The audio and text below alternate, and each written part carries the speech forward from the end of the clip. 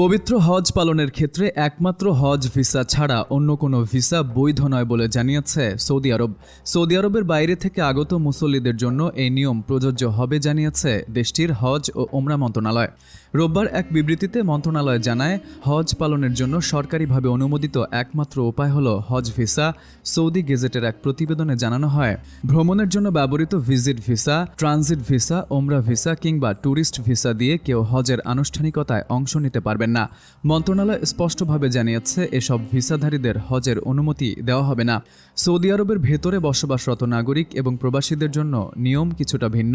তাদের ক্ষেত্রে নুসুক অ্যাপ্লিকেশনের মাধ্যমে বুকিং প্রক্রিয়া সম্পন্ন করে হজের অনুমতিপত্র বা পারমিট সংগ্রহ করতে হবে।